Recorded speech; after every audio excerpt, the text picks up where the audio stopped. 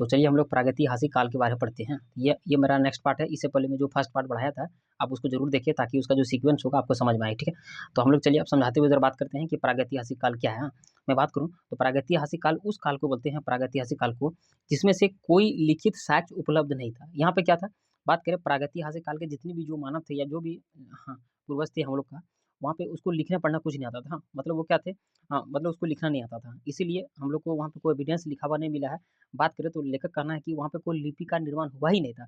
जब लिपि का निर्माण हुआ ही नहीं था तो हमें लिखा हुआ कहाँ मिलेगा। इसीलिए प्रागैतिहासिक काल को जब हम लोग बांटते हैं वो बांटते हैं लिपि के अनुसार, ठीक है। वहाँ पे प्रागैतिहासिक काल में लिपि का निर्माण नहीं हुआ था, इसीलिए वहाँ पे कोई लिखित साक्ष्य हमें उपलब्ध नहीं हुआ था, ठीक। फिर हम लोग सर हम लोग इतिहास पढ़े कैसे? तो हम लोग पढ़ते हैं केवल पुरातात्विक साक्ष्य से। तो कहीं देखते हैं दीवार में लिखा हुआ है, वहाँ चित्र बना हुआ है, पेंटिंग किया हुआ है, इन सब से रिलेटेड हम लोग बात करते हैं प्रागैतिहासिक काल को, ठीक है।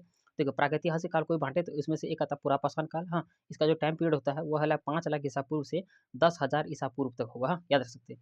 इसको भी हम लोग तरह-तरह से बाँटते हैं, जैसे एक है निम्न पुरापाषाण काल, एक है मध्य पुरापाषाण काल, दूसरा है उच्च पुरापाषाण काल, ठीक है। आगे बात करें, हाँ, तो इन सब के बहुत सारे अवशेष हमको मिले हैं। वहाँ बात करें तो पूरा पाषाण काल के बहुत सारे अवशेष मिले, जैसे कि महाराष्ट्र, बात करें महाराष्ट्र के बोरी नामक स्थान पर, हाँ, वहाँ पे हमें आरंभिक पूरा पाषाण काल के बहुत सारे एविडेंस मिले हैं।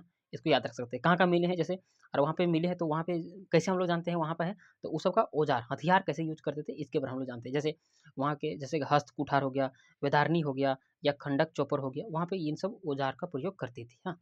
कहाँ पे, महाराष्ट्र के बोरी नामक स्थान से हमको ये मिला है। कहाँ पे, ये सब जितने भी जो हथियार मिले हैं वो है पुरापाषाण काल के, याद रख सकते हैं। चलिए अब आते हैं हम लोग निम्न पुरापाषाण काल के बारे में। यहाँ थोड़ा छोटा लिखा है, समझने का प्रयास कीजिएगा। निम्न पुरापाषाण काल, हाँ, तो ये कहाँ हमको मिला है, ये मिला है सोहन घाटी। सोहन घाटी कहाँ पे है, पाकिस्तान में, याद रख सकते हैं। या ये सब सोहन घाटी बोलिए या इसे हम लोग पेबूर चापर या चॉपिंग के नाम से भी हम लोग जानते हैं, ठीक है। वहाँ पे क्या क्या मिला है, वहाँ पे हमें हैंड एक्स मिला हुआ है, हाँ, hand axe clipper, clipper Sanskrit के भी हम लोग एविडेंस मिला हुआ है। और दूसरा बात करें बेलन घाटी हो गया जो यूपी में है, वहाँ, हाँ, यूपी जैसे बात करें मिर्जापुर, हाँ, बेलन घाटी से हमको एविडेंस मिला हुआ है। और जैसे भीमबेटका आपको पता होगा, भीमबेटका मध्य प्रदेश में, वहाँ से हमें क्या मिला है, निम्न पुरापाषाण काल के ये अवशेष मिले हुए हैं, याद रख सकते हैं।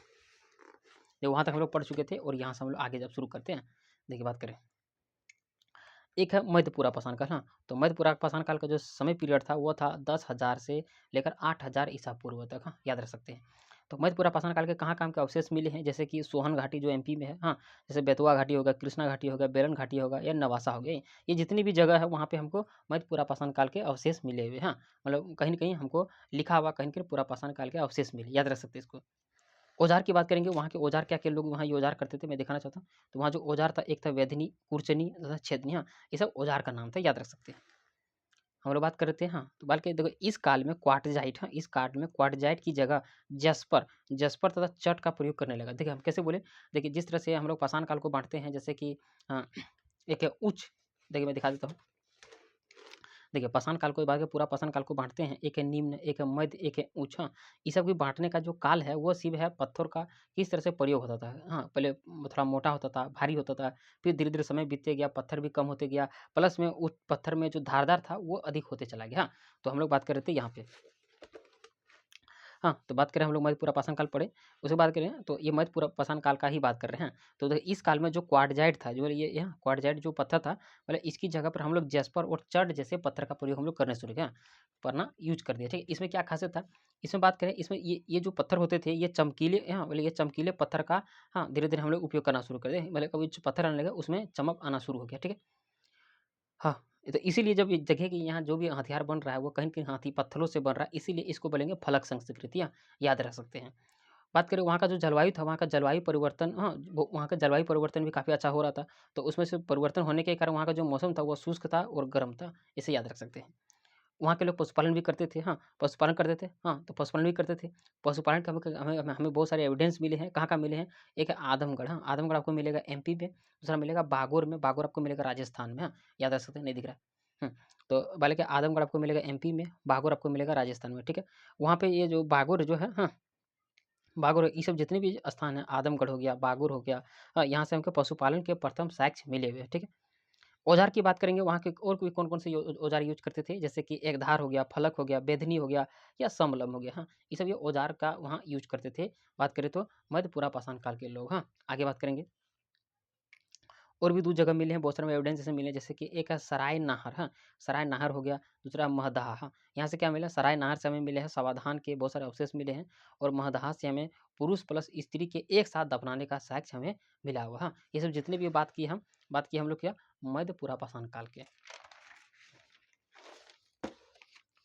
अब आ जाते हैं नवपाषाण काल के बारे, ठीक है। तो नवपाषाण काल, हाँ, इसका जो कार्यकाल है वो है, समय पीरियड है वो है 8000 ईसा पूर्व के बाद का, हाँ। बात करें 8000 से शुरू हो जाता है, उसके बाद जितना आगे चले, ठीक है। नवपाषाण काल में हम लोग कृषि का आविष्कार किए थे, हाँ। कृषि करना हम लोग वहाँ से शुरू हो गया था, ठीक है।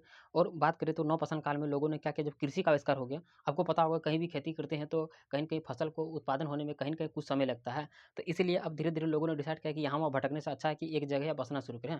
जब कृषि का आविष्कार हो गया तो मानव ने क्या किया, एक अस्थायी रूप, हाँ, अस्थायी रूप मतलब एक जगह बसने के बारे लोगों ने डिसाइड किया, हाँ। और धीरे-धीरे मानव में अस्थायी रूप बसने का जो प्रक्रिया था वो धीरे-धीरे लोगों ने अपनाना शुरू कर दिया, हाँ। तो नवपाषाण काल में क्या हुआ, कृषि का आविष्कार हुआ, लोगों ने अस्थायी जीवन रूप अपनाना शुरू कर दिया, ठीक। उसके साथ कृषि का प्रारंभिक साक्ष्य, बात करें कृषि का जो, अगर मैंने कृषि का जो शुरुआत किया कृषि के नवपाषाण काल में, तो कृषि शुरुआत कहाँ-कहाँ मिला, हाँ, तो वहाँ हमको मिला मेहरगढ़ में, हाँ। मेहरगढ़ आपको मिलेगा कहाँ पे, बलूचिस्तान में, हाँ, पाकिस्तान में जो है, ठीक है। वहाँ के जो हथियार थे, बात करें नवपाषाण काल में, तो वहाँ पॉलिशदार थे, हाँ, और पत्थर के औजार थे, हाँ। हाँ, पत्थर के औजार बोले या हथियार थे, मतलब तरह-तरह के जो हथियार थे वो काफ़ी धीरे-धीरे आधुनिक हो गए, मॉडर्नाइज़ हथियार हो गए, हाँ, नवपाषाण काल में, ठीक है। और जब हम लोग बात की कि लोगों ने अस्थायी रूप, मतलब कि अब लोगों ने बसना शुरू कर दिया, एक जगह रहना शुरू कर दिया, तो रहने के एविडेंस हमको कहाँ मिले हैं, तो वहाँ से मिले बुर्ज से। बुर्ज कहाँ मिलेगा, आपको मिलेगा जम्मू कश्मीर में, ठीक है। और वहाँ से बहुत सारे आपको गर्त आवास के, मतलब कि गर्त आवास के बहुत सारे साक्ष्य मिले होंगे, याद रख सकते हैं। और भी बहुत सारे जगह जैसे कि मेहरगढ़ हो गया, मेहरगढ़ आपको मिलेगा पाकिस्तान में, हाँ, वहाँ से हमको कृषि का आविष्कार मिला, हाँ। बात करें कृषि हो गया, जौ हो गया, भेड़ हो गया, बकरी हो गया, ये सब पशुओं के पालने या खेती करने के बहुत सारे अवशेष मिले, ठीक है। और एक बात करेंगे नवपाषाण काल के सब जितने भी है ना, ये बात करूँगा, ये मेहरगढ़ सब नवपाषाण काल स्थल है, ठीक है। एक चिराद होगा, ये नवपाषाण कालीन स्थल है, ये कहाँ मिलेगा, ये आपको बिहार में मिलेगा, बिहार के सारंग जिला में। यहाँ पे हमको तरह तरह के एविडेंस मिले, जैसे हड्डी के औजार हो गया, हरे चने हो गया, जौ हो गया, भैंस हो गया, बैल हो गया, खासकर हिरन की हड्डी हमको बहुत सारे, सॉरी, हिरन के बहुत सारे हड्डी हमको मिले हुए हैं चिराद से, ठीक है। जैसे बुर्ज होम गया, बुर्ज होम कहाँ मिलेगा, जम्मू कश्मीर में, हाँ। बुर्ज होम कहाँ मिलेगा, जम्मू कश्मीर में, वहाँ से हमको गर्त आवास मिले हुए हैं। कुत्ता हो गया, मवेशी हो गया, बकरी हो गया, इन सब के साथ बहुत सारे एविडेंस हमको मिले हुए वहाँ पे, हाँ। कोल्डिवा की बात करेंगे, ये आपको यूपी में मिलेगा, वहाँ पे हमको चावल के प्रथम साक्ष्य मिले हुए हैं। और महागढ़ा बात करें, ये भी यूपी में है, वहाँ चावल और मवेशी के साक्ष्य मिले हुए हैं, आप इसे याद रख सकते हैं। और भी बात करेंगे, जैसे एक है गुफक्राल, हाँ, गुफक्राल वो आपको कश्मीर में मिलेगा, जम्मू कश्मीर में, हाँ। वहाँ पे हड्डी की सुई हमको मिला हुआ है, और गेहूँ और बात करें दलहन के हमको साक्ष्य मिले हुए हैं गुफक्राल से, याद रख सकते हैं।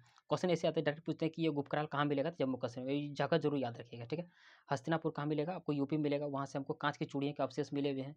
दूसरा है आदमगढ़, ये एमपी में है, वहाँ पे क्या मिला है, वहाँ से हमको पशुपालन के साक्ष्य मिले हुए हैं, प्राचीनतम साक्ष्य मिले हैं एमपी से, हाँ, आदमगढ़ से, ठीक है। महादहा की बात करें, आपको यूपी मिलेगा, यहाँ हमको गर्त मिले हैं, या चूल्हे के बहुत सारे मतलब बात करें हमको एविडेंस मिले हुए हैं, साक्ष्य मिले हुए हैं। हुल्लूर की बात करेंगे, हुल्लूर आपको मिलेगा आंध्र प्रदेश में, वहाँ से जैसे कि ज्वार हो गया, बाजरा हो गया, सुअर हो गया, भेड़ हो गया, बकरी हो गया, इस सब के बारे में हमको एविडेंस मिले हुए, ठीक है। आगे बात करें कि नवपाषाण काल के जो लोग थे वो मृत्यु के बाद जीवन पर विश्वास करते थे, मतलब बात करें मरने के बाद आदमी को लगता था कि नहीं, ये आदमी फिर से जिंदा हो सकता है, तो नवपाषाण काल के लोग विश्वास करते थे, ठीक है। इसीलिए बहुत सारे एविडेंस हमको वहाँ मिले हैं, जब इस विश्वास इस तरह से करते, इसीलिए मृतकों के साथ कहीं न कहीं पशुओं को दफनाने का कहीं न कहीं प्रचलन शुरू हो चुका था, ठीक है। इसीलिए बात करें तो हमको मेहरगढ़ से मिला है, मेहरगढ़ से एक, हाँ, बात करें मेहरगढ़ से एक कब्र में बकरी, हाँ, बकरी और इंसान एक साथ, मतलब आपको हम लोग मतलब वहाँ देखने को मिलेगा, हाँ। वो कहाँ मिलेगा, मेहरगढ़ में। मेहरगढ़ कहाँ है, पाकिस्तान में, याद रखते हैं। जिस तरह से बोले कि वहाँ के मृतकों के साथ पुरुषों को दफनाने का बहुत सारे पशुओं को दफनाने का साक्ष्य मिला, हाँ। नवपाषाण काल में मेहरगढ़ आपको ऐसा मिला जहाँ पे आदमी के साथ बकरी एक साथ दफनाया हुआ मिल सकता है, ठीक है। उसी तरह से एक जगह मिला बुर्ज, हाँ, जो आपको जम्मू कश्मीर मिलेगा, वहाँ मानव और कुत्तों को एक साथ दफनाने का साक्ष्य मिला हुआ, हाँ। और बात करें तो नवपाषाण काल में जैसे कि हम लोग देखें कि कृषि का आविष्कार हो चुका था, तो वहाँ पे हमको कृषि के बहुत सारे एविडेंस मिले, हाँ। वहाँ पशुपालन के बहुत सारे एविडेंस मिले, और व्यापार के बात करें वहाँ पे, हाँ, वहाँ पे जैसे नवपाषाण काल में हमको व्यापार का बहुत सारे एविडेंस नहीं मिला हुआ, व्यापार के साक्ष्य हमें नहीं मिले हैं, लेकिन राजनीतिक गतिविधियों के साक्ष्य भी वहाँ नहीं मिले। बात करें तो वहाँ व्यापार भी नहीं मिला है, वहाँ किस तरह से राजनीतिक, वहाँ के शासन प्रशासन किस तरह से चलता था, इसके बारे में हमें कोई एविडेंस नहीं मिला, हाँ। लेकिन हमको वहाँ कृषि का और पशुपालन का साक्ष्य मिले हुए, आप इसे याद रख सकते हैं। चलिए आगे बात करें। बात करें तो नौपाषाण काल। हाँ, तो बात करें तो दक्षिण की बात करें। हाँ, अब दक्षिण में नौपाषाण की बात करें। हाँ, तो दक्षिण में नौपाषाण काल काल का जो विकास हुआ वो कहाँ पे हुआ, उस जगह का नाम है हाँ, नागार्जुन कोंडा, याद रख सकते हैं। और प्रमुख जो केंद्र था, जैसे बिल्लारी बात करते हैं, हाँ, बिल्लारी कर्नाटक में हमको नौपाषाण काल के बहुत सारे हाँ, मिल सकते हैं। बात करें वहाँ तो नौपाषाण काल के संस्कृत है, वहाँ के लोग किस तरह से विकास किए थे नौपाषाण काल के लोग, तो हमको वहाँ मिला दक्षिण की तरफ से नागार्जुन कोंडा से हमको मिले हुए, ठीक है। अब आते हैं ताम्रपाषाण काल। हाँ, नाम में ही लिखा है ताम्रपाषाण काल, वैसे खासकर इसमें हम लोग तांबा का प्रयोग करेंगे। हाँ। देखिए, जिस तरह से नौपाषाण काल का अंत हुआ, नौपाषाण काल का जब अंत हुआ तो लोग धीरे-धीरे धातुओं का इस्तेमाल करने लगा, ठीक है। इसलिए बात करें लोगों के द्वारा से जो प्रथम धातु जो प्रयोग किया गया वो है तांबा। हाँ, कहीं कि देखिए तांबा लिखा है, अगर ये ऑप्शन नहीं रहे तो टीन आप ज़रूर बोलिएगा। क्या बोलिएगा? टीन। हाँ, क्योंकि हमको पता होगा, आप लोग पढ़ेंगे जब तांबा और जब टीन को मिला देंगे तो बन जाएगा काँसा। हाँ, तो काँसे का भी बहुत सारा हमको एविडेंस मिले हैं, लेकिन काँसा बना कैसे है? तांबा और टीन से बना। हाँ, तो तांबा और टीन एक मिश्र तांबा और टीन एक धातु है और काँसा एक मिश्र धातु है, अब इसे याद रखिएगा। तो प्रथम धातु हम लोग क्या प्रयोग किए, हम लोग तांबा यूज़ किए। उसी तरह से बात करें ताम्रपाषाण काल। हाँ, ताम्रपाषाण काल में क्या हुआ, इसमें हम लोग पत्थर भी और तांबा भी दोनों के साथ-साथ हम लोग प्रयोग करना शुरू कर दिए, ठीक है। इसीलिए इसको हम लोग बोलते हैं कैल्कोलिथिक यूज भी बोलते हैं। क्या बोलते हैं? कैल्कोलिथिक, ठीक है। और ताम्रपाषाण काल के बहुत सारे एविडेंस हमको मिले हैं, जैसे कि राजस्थान हो गया, मालवा हो गया, महाराष्ट्र हो गया, गंगा की घाटी हो गया या गंगा यमुना दोआब हो गया, वहाँ से हमको बहुत सारे एविडेंस मिले हैं। एक जगह का नाम आ रहा आहार। हाँ, एक आहार आ रहा है, एक आ रहा है गुल्लुंद। हाँ, एक आहार आ रहा है, एक आ रहा है गुल्लुंद। वहाँ से क्या हुआ, ये दोनों जो स्थल हैं, हाँ, ये दोनों पूरा क्या है, पूरा स्थल है जहाँ जो ये दोनों, हाँ, आहार और गुल्लुंद की बात करेंगे, ये दोनों आपको राजस्थान में मिलेगा, याद रख सकते हैं। वहाँ राजस्थान में वहाँ नदी का नाम है, नदी या घाटी बोलिए, एक है बनास घाटी। हाँ, बनास घाटी में दोनों मिलेगा आहार और गुल्लुंद। हाँ, वहाँ से क्या मिला है, हाँ, गुल्लुंद की बात करेंगे, गुल्लुंद से हमको मिला है पक्की ईंटों के अवशेष मिले। क्या मिले हैं? पक्की ईंटों के अवशेष, याद रख सकते हैं। बात करें तो देखिए ताम्रपाषाण युग के लोग जो थे ना प्रायः पक्की ईंटों का प्रयोग करते थे। बात करें सॉरी जितने भी जो ताम्रपाषाण काल के लोग जो थे, बात करें वो पक्की ईंटों के बारे में उतना जानकारी नहीं थी, लेकिन कहीं न कहीं हमको मिला है। जैसे बात करें याद रखिएगा वहाँ पक्की ईंटों बारे में नहीं जानते थे, सॉरी इतने याद रखिएगा कि ताम्रपाषाण काल के जितने भी जो व्यक्ति थे, हाँ, उतना मतलब पक्की ईंटों के बारे में अवशेष नहीं थे। लेकिन एक जगह यहाँ मिला है गिलुंद, यहाँ से पक्की ईंटों के अवशेष मिले। हाँ, मतलब उतना नहीं जानते थे। को जैसे कि अब ऑब्वियस सी बात रही, देखिए अभी अमीर-गरीब की बात कर लीजिए। जो अमीर है अपना घर में सब चीज़ लगा के रखे हैं, टाइल्स लगा के ये रखा के रखे हैं, जो गरीब है वो कुछ नहीं लगा पाए। इसीलिए ऐसे भी बहुत सारे ऐसे स्थान आपको मिले होंगे जो अमीर होगा। हाँ, तो उसी तरह से गुलूल जो अमीर था वहाँ पक्की ईंट का प्रयोग किए थे। लेकिन अब अक्सर लेकिन एक जगह पक्की लगाने से थोड़े मान जाएँगे। तो अक्सर हमको मिट्टी का ही मिला है, 1-2 जगह मिल जाएगा ईंट का, तो जो जिसका नाम था गुलूंद, अब याद रख सकते हैं। अब आते हैं मालवा संस्कृति, ठीक। हाँ, मालवा संस्कृति में बहुत सारे स्थान दिए गए हैं। ये सब जितने भी स्थान हैं, ये मालवा संस्कृति से जुड़े हुए हैं, ठीक है। इसमें ख़ासियत क्या है, इसमें जितने भी जो मृद-भांड मिले हैं, ख़ासकर बर्तन जो मिले हुए हैं वहाँ पे बर्तन काफ़ी डिज़ाइनेबल मिले हुए हैं, ठीक है।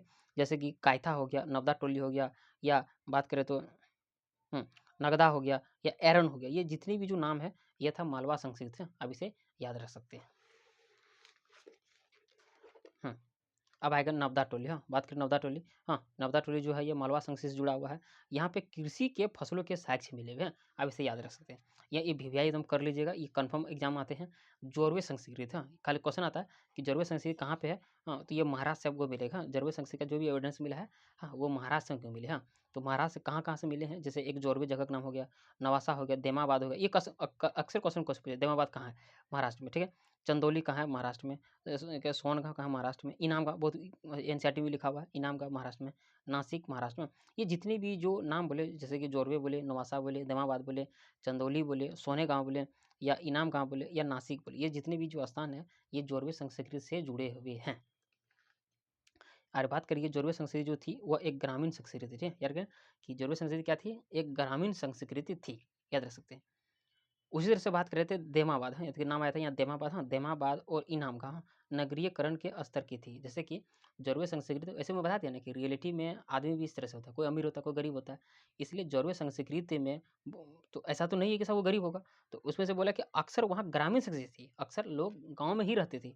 लेकिन एक है देमाबाद आ गया और दूसरा आ गया इनाम गाँव। यहाँ के लोग जो थे ये नगरीकरण स्तर की थी। बात करें कि वहाँ के लोग शहरी जीवन को काफ़ी अच्छा एविडेंस कर चुके थे। वहाँ से कोई एविडेंस मिला है देमाबाद से और इनाम गाँव से, ठीक है। अब आते हैं दक्षिण भारत की तरफ से। दक्षिण भारत की तरफ से जैसे कि वहाँ नौपाषाण काल के बहुत सारे अवशेष मिले, जैसे कि एक है नागार्जुन कोंडा हो गया, ब्रह्मगिरी हो गया, पिकली हल हो गया, उतनूर हो गया, संगन कल्लू हो गया, मास्की हो गया या पीएम पल्ली हो गया। हाँ, ये जितने भी था ये दक्षिण भारत के नवपाषाण काल के स्थल हैं।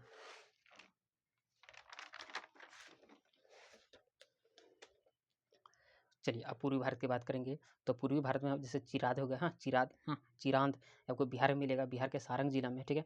वहाँ से हाँ ये हो गया, वहाँ से बात करेंगे पांडु राजार देवी, हाँ ये आपको कहाँ मिलेगा, वहाँ ये नवपाषाण काल के है, पांडु राजार देवी ये वर्धमान में मिलेगा। और दूसरा मिलेगा महिषाद दल, ये आपको वीरभूम में मिलेगा। हाँ ये सब क्या है, ये पूर्वी स्थल है जहाँ नवपाषाण काल के बहुत सारे अवशेष मिले, ताम्रपाषाण काल के, हम लोग ताम्र पढ़ रहे थे ना, हाँ ये ताम्रपाषाण काल के बहुत सारे अवशेष मिलेंगे, ठीक है। आगे बात करेंगे जैसे कि एक वह गंगा घाटी और यमुना, हाँ यमुना गंगा की सांस्कृतिक परंपरा की शुरुआत बात करें कहाँ से हुआ था, एक जगह का नाम है जिसका नाम है गुरुवर्णी मृदभाण संस्कृत है। ये सब जितने भी जो ये गुरुवर्णी मृदभाण संस्कृत जो था वो गंगा घाटी और यमुना घाटी की आसपास में शुरुआत हुआ, ठीक है। फसल की बात करेंगे, हाँ फसल वहाँ के लोग क्या क्या फसल करते थे, जैसे कि गेहूँ हो गया, चावल हो गया, बाजरे हो गया, मसूर हो गया, उड़द हो गया, मूंग, इन सब फसलों का उत्पादन क्या करते थे, ठीक है। अब आते हैं ताम्रपाषाण कालीन संस्कृति, ठीक है। अब वहाँ के लोग आके किसको किसको पूजा करते थे, तो बात करें वहाँ के लोग मातृ देवी की पूजा करते थे, अक्सर औरतों का पूजा किया जाता था, ठीक है।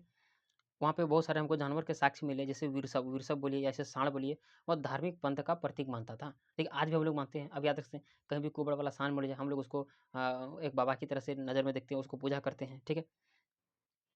उसके बाद शव संस्कार की विधि का तत्कालिक समाज था, अभी भी चल रहा है। अब देखिए कोई मर जाता तो उसको दफनाने का, जलाने का, इस तरह का परंपरा अभी भी चल रहा है। तो देखिए वो पहले पूर्वज का ही ये देन है जो हम लोग अभी भी यूज करें, ठीक है। बहुत सारे मृत भाड़ मिले हुए, बहुत सारे बर्तन मिले हुए हैं, हाँ देख सकते हैं चित्रित वाला, आजकल भी हम लोग बर्तन में बहुत सारे डिजाइन वाले चित्र बना के हम लोग यूज करते हैं। हाँ उसके बाद पशुपालन के, हाँ बात करें तो पशुपालन सिर्फ मांस के लिए करता था, वहाँ के लोग पशुपालन करते थे, लेकिन उसका जो उद्देश्य था सिर्फ खाने के लिए होता था, मतलब सिर्फ मांस के लिए करना, हाँ जैसा आजकल देखिए हम लोग भी बकरी उकरी घर में पाल पोस के रखते हैं, उसका उद्देश्य जब होता है कि नहीं काट के खा जाना है, तो खस्सी जैसे बात कही है, खस्सी हो गया, पाठा हो गया, इसका उद्देश्य क्या है, इसको पोसना है फिर समय के साथ बेच देना, या तो बेचना है, बेच देंगे तो पैसा हो गया, नहीं तो काट के खुद ही खा जाएंगे इसको। हाँ तो इस तरह के मतलब बात करके तो भले के लोगों का ये विचार था। हाँ, तो पशुपालन जो करते थे वो सिर्फ मांस के लिए ही करते थे, ठीक है। और व्यापक रूप से कृषि का कार्य नहीं हो सकता था, क्यों नहीं हो सकता, क्योंकि देखिए अभी ताम्रपाषाण काल ही चल रहा था, तांबा उतना मजबूत नहीं होता है जितना लोहा मजबूत होता है, इसलिए कृषि का आविष्कार धीरे धीरे जब लोह युग आएगा तो उस समय से कृषि का पूरा एक एक रूप से पूरा डेवलपमेंट होगा। हाँ ताम्रपाषाण काल में उतना नहीं होगा, याद रख सकते हैं। एक आएगा आपका आएगा महापाषाणिक है, महापाषाणिक संस्कृति है। आगे बात करें जैसे कि जब नवपाषाण काल समाप्त होने के बाद क्या हुआ, दक्षिण भारत में बात करें, दक्षिण भारत में या मेगालिथिक सेंटर की इस कल्चर की बात करेंगे, उसका उदय हुआ। हाँ जब नवपाषाण काल अंत हुआ तो दक्षिण भारत में बहुत सारे कल्चर का उदय हुआ। हाँ उसमें से क्या क्या हुआ, जैसे कि वहाँ पे क्या हुआ, वहाँ जो जो भी मृतक थे या जो भी मर जाते थे व्यक्ति, उसको बड़े बड़े पत्थरों से क्या करते थे, दफना के रखते थे। तो बहुत बड़े पत्थर के हमको बहुत सारे एविडेंस मिले हैं, जैसे कहाँ कहाँ से मिले, जैसे आंध्र प्रदेश हो गया, कर्नाटक हो गया, तमिलनाडु हो गया, केरल हो, वहाँ पे बहुत बड़े बड़े हमको क्या मिला है, समाधि मिला हुआ। हाँ याद रख सकते हैं। हाँ बात करें, हाँ तो ये जो जिसमें देखे कि बड़े बड़े पत्थर का प्रयोग करते थे, हाँ तो इसीलिए आकार के कारण इसका इसका हाँ इसका बहुत तरह तरह का नाम लिखा, जैसे कि एक डालमेग नाम रखा गया है, और तरह का संगोरा, हाँ ये संगोरा और डालमेग नाम रखा गया कहाँ पे, ये है महापाषाण कालीन संस्कृति के स्थल, हाँ डालमेग तथा संगोरा। हाँ अब चले आते हैं हड़प्पा संस्कृति रिलेटेड। हाँ इसे हम लोग हड़प्पा के बारे में बात करेंगे, उसके बाद में जो वीडियो आऊँगा उसमें सेपरेट अलग अलग जो उसके प्रमुख स्थल हैं उसके बारे में हम लोग जानेंगे। चलिए हाँ हड़प्पा सभ्यता की बात करें या हड़प्पा सभ्यता हम लोग सिंधु घाटी सभ्यता भी बोलते हैं। सिंधु घाटी सभ्यता का जो नाम रखा था याद करें, इसका जो नाम रखा था, हाँ नाम रखा था जॉन मार्शल ने, अब इसे याद रख सकते हैं। सबसे पहले खोजा क्या गया था, सबसे पहले हड़प्पा नामक शहर का खोज किया गया था। हाँ इसीलिए इसे हम हड़प्पा सभ्यता भी बोलते हैं, सिंधु घाटी सभ्यता भी बोलते हैं, प्रथम नगरी की सभ्यता भी बोलते हैं। अब इसे तरह तरह का नाम है, वो याद रख सकते हैं, ठीक है। हड़प्पा का जब खोज हुआ तो उसका खोज मतलब इसका जो कब खोज हुआ तो वो 1921 में। हाँ खुदाई किसने किया, दयाराम साहनी ने किया, ठीक है। ये सभ्यता जो था बात करें हड़प्पा जो कैसा था, वो नगरीकृत था, कांस्य युगीन था, अभी कांसा का प्रयोग चल रहा है। लेकिन बात करें यहाँ पे ये जो सभ्यता के बारे में, लेकिन गांव की संख्या सर्वाधिक थी। हाँ बात करें यहाँ के जो देखिए पहले आप इमेजिन कर सकते हैं कि कहीं भी जो शहर बनता है तो सबसे पहले गांव होता है, गांव से धीरे धीरे शहर बनता है, ऐसा नहीं कि शहर बना फिर गांव बन गया, ऐसा नहीं होता है, पहले गांव बनते हैं फिर धीरे धीरे शहर बनते हैं, ठीक है। इसीलिए बात करें ये जो सभ्यता थी अक्सर धीरे धीरे आपको गांव का काफ़ी सारे एविडेंस मिलेंगे। थोड़ा यहाँ छोटा सा दिख रहा है हड़प्पा के बारे में मैं समझा दूंगा। पूर्व की बात करेंगे, पूर्व, हाँ इधर ये पूर्व होता है, ये पश्चिम होता है, हाँ ये आगे वाला उत्तर होता है, नीचे वाला दक्षिण होता है। तो पूर्व की बात करेंगे, पूर्व में आपको मिलेगा पूर्व मिलेगा आलमगीरपुर, हाँ कहाँ मिलेगा, आलमगीरपुर आपको मिलेगा मेरठ में, जो यूपी में मिलेगा हिंडन नदी के किनारे, ठीक है। पूर्व हो गया। पश्चिम की बात करेंगे, पश्चिम में कोई सूत का डेंगोर, हाँ सूत का डेंगोर की बात करेंगे, वहाँ दास नदी किनारे आपको मिलेगा, बलूचिस्तान में, पाकिस्तान में ये आपको मिलेगा, ठीक है। ये पूर्व हो गया, ये पश्चिम हो गया। उत्तर की बात करेंगे, उत्तर आपको मांडा मिलेगा, जम्मू कश्मीर में है, चीनाब नदी के किनारे आपको मिलेगा, ठीक है। और उसके बाद ये पूर्व हो गया, ये पश्चिम हो गया, ये उत्तर हो गया। दक्षिण की बात करेंगे, दक्षिण आपको मिलेगा दैमाबाद, हाँ दैमाबाद बोलेंगे, ये परवारा नदी किनारे है, हाँ और ये महाराष्ट्र हमको मिलेगा। ये था हड़प्पा किस तरह से पूर्व पश्चिम उत्तर दक्षिण में क्या है, इसके बारे में हम लोग जाने।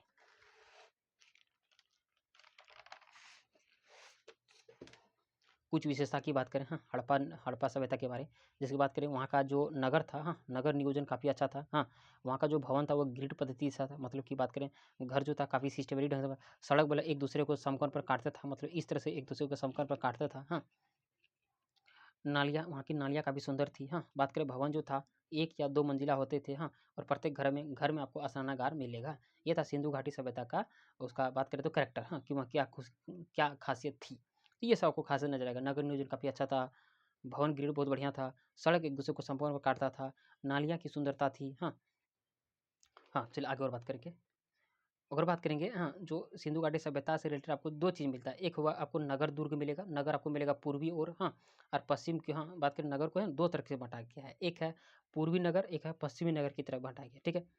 बात करें पश्चिम में जो नगर रहते थे, खासकर पश्चिम वाले जो बात करें वहाँ छोटे होते थे, क्या होते थे, छोटे होते थे और ये ऊंचाई पर रहते थे, सुना, हाँ बात करें ये छोटे होते थे, ऊंचाई पर बने होते थे, ठीक है। इसी को हम लोग जाके नगर दुर्ग कहते थे, ठीक है, नगर दुर्ग है ना? अगर बात करें यहाँ पे जितने भी जो व्यक्ति थे काफ़ी अमीर घर के रहते होंगे। हाँ पूर्वी की ओर बात करेंगे, पूर्व की ओर में सामान्य वर्ग रहते थे, जो बड़ा होता था और निचले होता था, ठीक है। ये देखिए ऊंचा होता था, क्योंकि बड़ा आदमी अक्सर ही बड़ा बड़ा घर बना के रखते हैं या ऊंचा ऊंचा बिल्डिंग बना के रखते हैं, तो ये था। पश्चिम की ओर आपको मिलेगा अमीर आदमी। कुछ नोट्स में लिखा गया है, हाँ बात करेंगे देखो धोलावीरा, हाँ धोला उसी तरह से जिस तरह से यहाँ देखें कि बांटा गया है, या 2 नगर है, एक है पूर्वी और पश्चिम की ओर बांटा गया, उसी तरह से धोलावीरा को बांटे, धोलावीरा में जो नगर है वो 3 भागों में बांटा गया है।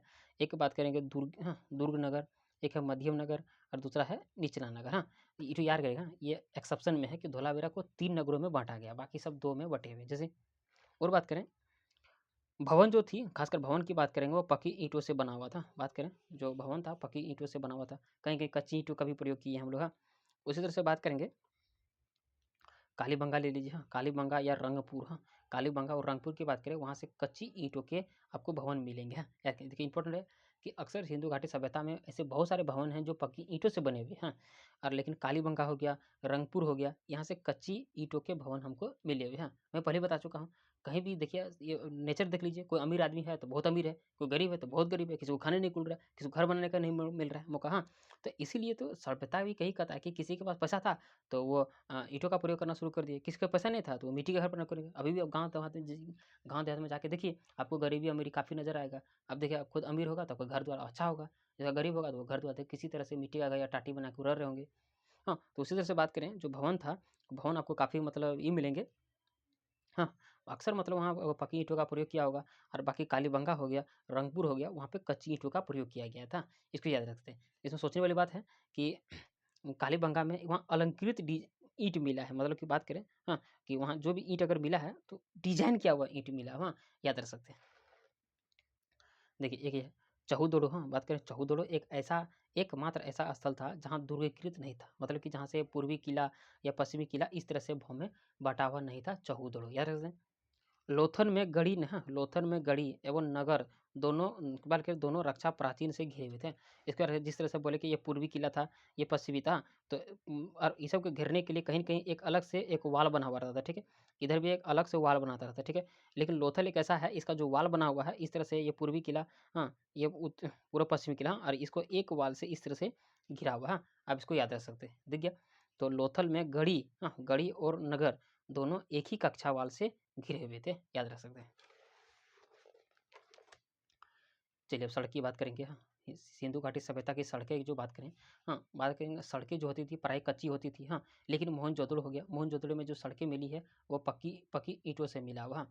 और बात करें समझिए, मैं एग्जाम्पल समझा दिया हूँ, हाँ अब अमीर और गरीब को एग्जाम्पल ले लीजिए, हाँ जो अमीर होगा वहाँ पक्का सड़क बना के रखेगा, जो गरीब होगा वो कच्चा बना के रखेगा। इसीलिए हड़प्पा सभ्यता में बहुत ऐसी सड़कें जो मिली है प्राय कच्ची मिली है, लेकिन मोहनजोदड़ो हो गया, वहाँ पे जो सड़कें मिली है वह पक्की मिली है, ठीक है। मोहनजोदड़ो की बात करें, वहाँ मोहनजोदड़ो से हमें विशाल स्नानागार मिला है, विशाल अन्नागार मिला है, हाँ या अन्नागार को आप अन्ना कोठर भी बोल सकते हैं, याद रख सकते हैं। और बात करें सिंधु घाटी सभ्यता में वहाँ पुरोहित आवास मिला हुआ है, वहाँ सभा भवन भी मिला है। उसके बाद सर्वाधिक बात करें सर्वाधिक हड़प्पा जो स्थल मिला है वो गुजरात में मिला हुआ, याद रख सकते हैं। वहाँ के लोग क्या करते थे, सिंधु में कृषि करते थे, खासकर गेहूँ हो गया, जौ हो गया, कपास हो गया, इन सब के फसलों के बारे में हमको एविडेंस मिले हैं कि सिंधु घाटी सभ्यता के लोग खेती के मामले में गेहूँ हो गया, जौ हो गया, कपास हो गया, इन सब का उत्पादन वो करते थे। ठीक है, कालीबंगा से बात करें, कालीबंगा से जूते हुए खेतों के प्रमाण मिले हुए हैं, जूते हुए खेतों के प्रमाण मिले। बनवाली की बात करेंगे, हाँ बनवाली, वहाँ से मिट्टी के हल की प्राप्ति मिली, हाँ, और हल जो प्राप्त हुआ है वो मिट्टी का बना हुआ, हाँ। इसलिए बात करें अच्छे किस्म की वहाँ जौ, तिल और सरसों की खेती होती थी, हाँ। मतलब कि कालीबंगा से हमें हल के प्राप्ति हुई, हाँ। अन्नागार की बात करेंगे, हाँ, ये अन्नागार आपको दोनों जगह मिलेगा, एक मिलेगा हड़प्पा में और दूसरा मिलेगा मोहनजोदड़ो में, इसको याद रख सकते हैं। लोथल हो गया, रंगपुर हो गया, हाँ, रंगपुर से लोथल हो गया, रंगपुर से यहाँ धान की भूसी का साक्ष्य मिला हुआ, हाँ, आप इसे याद रख सकते हैं। बात करें सिंधु घाटी सभ्यता के लोग प्रायः लकड़ी के बने हल का प्रयोग करते थे। सिंधु घाटी सभ्यता के लोग, हाँ, लकड़ी के बने हल का प्रयोग करते थे, हाँ। और वहाँ पे की बात करें, वहाँ पे सिंचाई के लिए नहर का कोई पता नहीं था कि सिंधु घाटी सभ्यता के लोग नहर का प्रयोग करते थे या नहीं करते थे। नहर का कोई एविडेंस हमें नहीं दिखा है, हाँ। नाला का भी कोई एविडेंस हमको नहीं दिखा है, लेकिन हाँ जलाशय का एविडेंस हमें मिला हुआ है, हाँ। इसके अक्सर क्वेश्चन आ जाए कि सिंधु घाटी सभ्यता में नहर हो गया, नाला का एविडेंस मिला है, इस जगह कोई एविडेंस नहीं मिला, इसके बारे में हम लोग को जानकारी नहीं मिला, हाँ, लेकिन जलाशय की जानकारी हमें मिला हुआ है।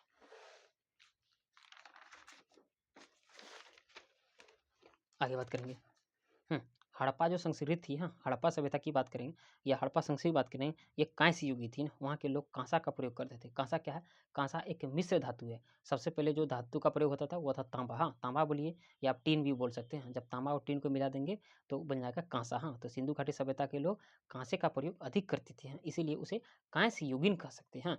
लेकिन अधिकांश औजार जो मिले हैं वो पत्थर से ही बने हैं, क्योंकि आपको पता होगा कि अभी तो देखिए पत्थर तो चल ही रहा होगा ना। अभी भी जनरली देखिए, आप देखिए ज़्यादा इतिहास को ज़्यादा जोर मत दीजिए, आप नेचुरली अपना घर में जाके देखिए कि देखिए मम्मी जैसे जो लोढ़ी पीटने वाले, जो मसाला पीटने का जो है, अभी भी देखिए पत्थर का यूज कर रहे हैं। देखिए हड़प्पा सभ्यता पढ़ रहे हैं हम लोग 2300 ईसा पूर्व की बात कर रहे हैं, हाँ।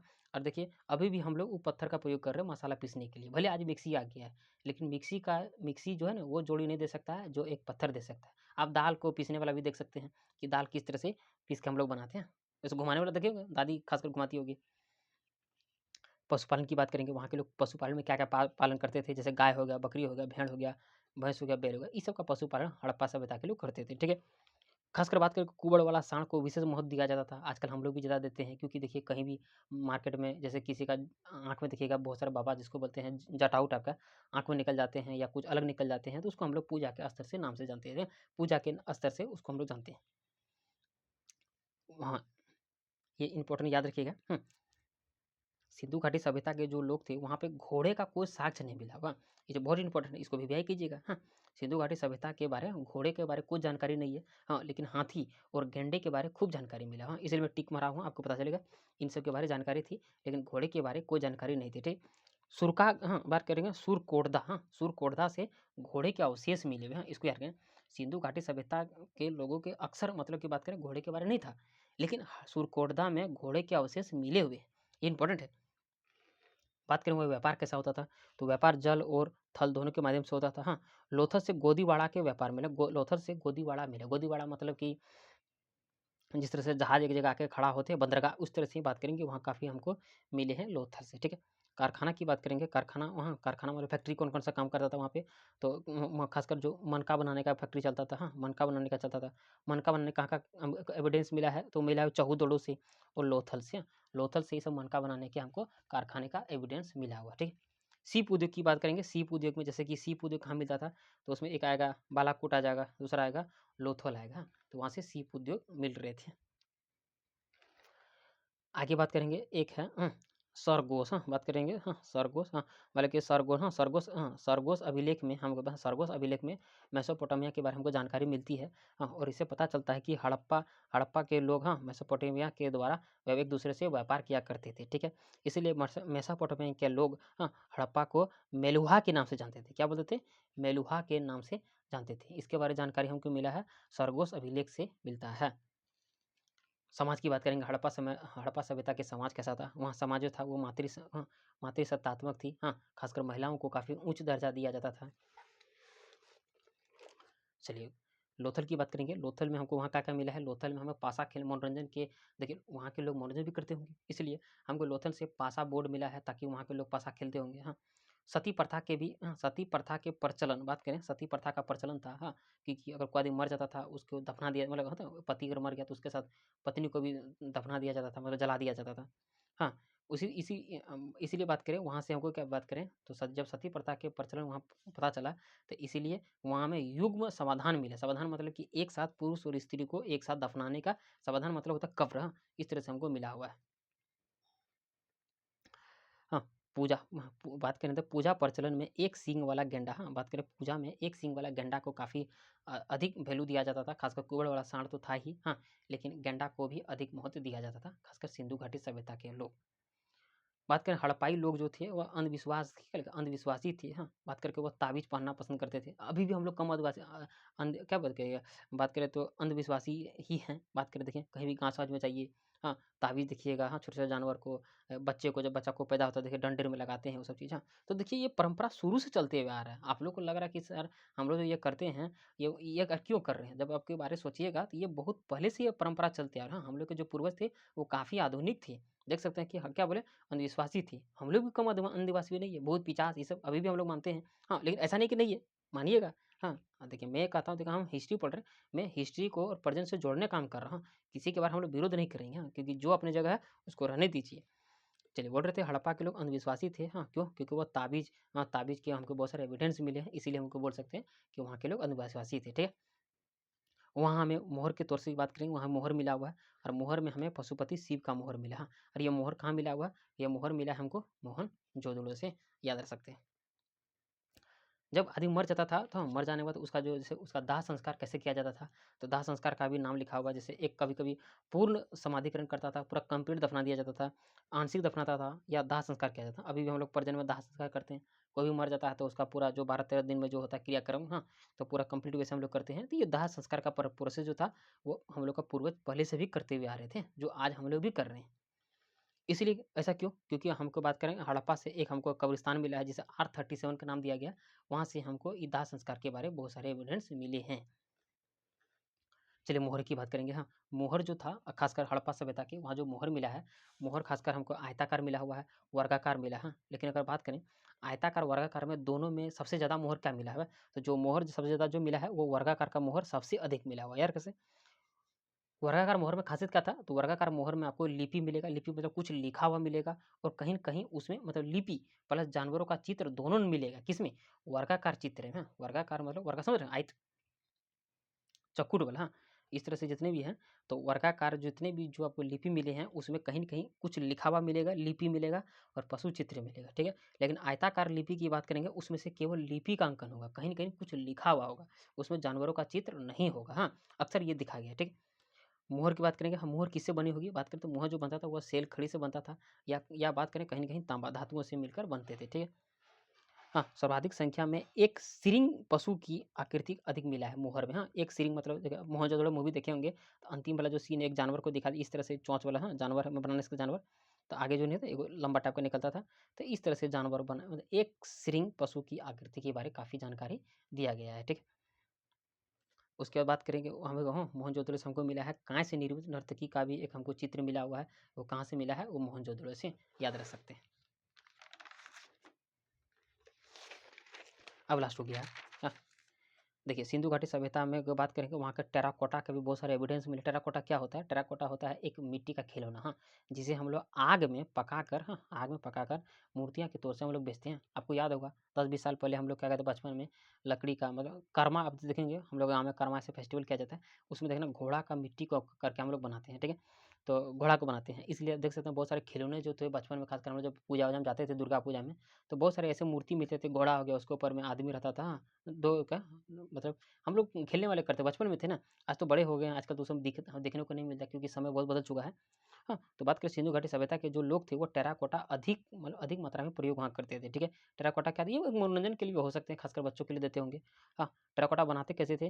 तो हम लोग आग में बात करें पक्की मिट्टी की मूर्तियाँ को बनाकर हम लोग पकाते थे, हाँ, ताकि वो टूटे नहीं, ठीक है? आजकल हम भी देख सकते हैं, देखिए ईंटा पकाते हैं, आग में पकाते हैं, हाँ, बहुत सारे खिलौने हो गए, कपड़ा हो गया, खासकर जो हम लोग घरों में लगाते हैं। अधिक अधिक को हम लोग आग में ही पका के करते हैं क्योंकि आग पका देने के बाद वो जल्दी गलते नहीं है, ठीक है? और ये जो जितने भी टेराकोटा है उसमें हमें बहुत सारे पशुओं की आकृति मिले हैं, खासकर कुबड़ वाला सांड सर्वाधिक मिला हुआ, क्योंकि कुबड़ वाला सांड को हम लोग उसमें काफ़ी उसको पवित्र मानते थे। बात करें मानव सर्वाधिक स्त्री और बात करें कि उसमें से कुबड़ वाला जानवर के मिले हैं, और इंसानों की बात करेंगे उसमें स्त्री की मूर्तियों के बारे काफ़ी मतलब एविडेंस मिले हुए हैं टेराकोटा के, ठीक है। सिंधु सभ्यता में लिपि का बात करें तो सिंधु सभ्यता में लिपि का प्रचलन था, लेकिन दुर्भाग्य इस बात का है कि हम लोग लिपि को आज तक पढ़ नहीं पाए हैं। जिस दिन लिपि को पढ़ लेंगे तो हम लोग हड़प्पा सभ्यता रिलेटेड बहुत सारे ऐसे बातों को भी जान जाएंगे जो अभी तक हम लोग नहीं जान रहे। तो इसलिए हम लोग इंतजार कर रहे हैं, जिस दिन अगर ये संभव हो पाएगा तो फिर मैं आपको जरूर बताऊंगा कि देखिए आज हम लोग ने बहुत बड़ा इतिहास को कवर कर दिया। हाँ, लेकिन इसलिए बोला कि लेकिन वर्तमान तक कोई इसे पढ़ नहीं पाया है। इतिहास जारी है, कभी तो संभव होगा, देखते हैं कब आता है। मिलते हैं नेक्स्ट पार्ट में, इसका और भी बहुत सारे पार्ट आएंगे, आप इंतजार कीजिए, मिलते हैं नेक्स्ट पार्ट में।